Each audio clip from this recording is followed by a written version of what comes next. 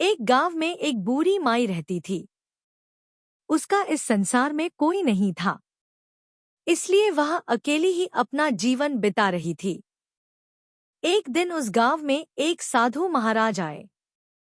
बूढ़ी माई ने भक्तिभाव तथा प्रेम से उन साधु महाराज का आदर सत्कार किया।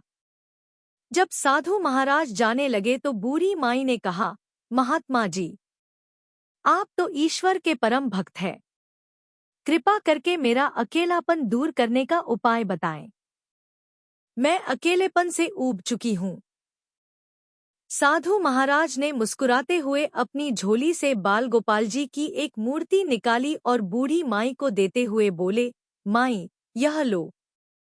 यह आपका बालक है, इसका अपने बच्चे की तरह प्रेम पूर्वक लालन पालन करती रहना। बूढ़ी माई आनंद से झूम उठी। वह बड़े लाड प्यार से कान्हा जी का लालन पालन करने लगी। कान्हा जी के आने से माई का सारा अकेलापन दूर हो गया था। उसका पूरा दिन कान्हा जी की सेवा में बीतने लगा। एक दिन गांव के कुछ शरारती बच्चों ने देखा कि माई एक मूर्ति को अपने बच्चे की तरह लाड प्यार कर रही है।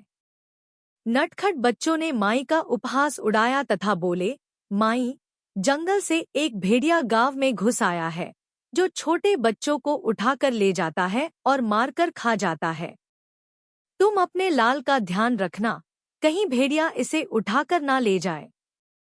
बूढ़ी माई ने अपने बाल गोपाल को उसी समय कुटिया में विराजमान किया और स्वयं लाठी, छड़ी लेकर दरवाजे पर पहरा देने बैठ गई। अपने लाल को भेड़िए से बचाने के लिए बूढ़ी माई भूखी प्यासी दरवाजे पर पहरा देती रही। पहरा देते देते एक दिन बीता, फिर दूसरा, तीसरा, चौथा और पांचवा दिन बीत गया।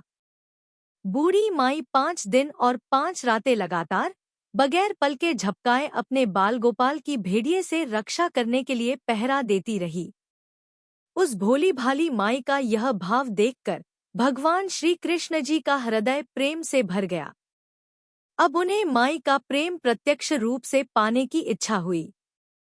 भगवान जी ने बहुत ही सुंदर रूप धारण किया और वस्त्र आभूषणों से सुसज्जित होकर माई के पास आए।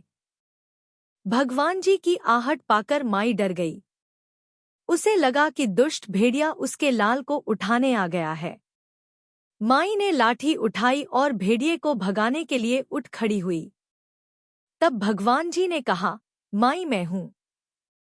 मैं तेरा वही बालक हूँ जिसकी तुम रक्षा कर रही हो। माई ने कहा, यह नहीं हो सकता। तुम जहाँ से आए हो वहीं लौट जाओ। मैं तुम्हें अपनी कुटिया में घुसने नहीं दूंगी। मेरे लाल के समान इस संसार में कोई दूसरा हो ही नहीं सकता। भगवान जी माई का यह भाव और एकनिष्ठता देखकर और अधिक प्रसन्न हो गए। भगवान अपने वास्तविक रूप में प्रकट हो गए और बोले, मेरी भोली माई, मैं श्री कृष्ण हूँ। मैं तुम्हारी भक्ति से बहुत प्रसन्न हूँ। मुझसे जो चाहे वर मांग लो। यह सुनकर माई भगवान श्री कृष्ण के चरणों में गिर पड़ी और बोली, मैं आपको 100 प्रणाम करती हूँ। आप मेरे प्रिय लाल की भेड़िए से रक्षा कीजिए। अब ठाकुर जी और अधिक प्रसन्न होते हुए बोले, चलिए माई, मैं आपको और आपके लाल को अपने निज धाम लिए चलता हूँ। वहाँ भेड़िए का कोई भय नहीं है। इस तरह प्रभु बूढ़ी माई को अपने निज धाम ले गए। इस कहानी से हमें सीख मिलती है कि भगवान को पाने का सबसे सरल मार्ग है, भगवान को सच्चे मन से प्रेम करो। निरपेक्ष प्रेम अर्थात कोई भी कामना न रखकर किया जाने वाला प्रेम, जैसे बूढ़ी माई ने किया।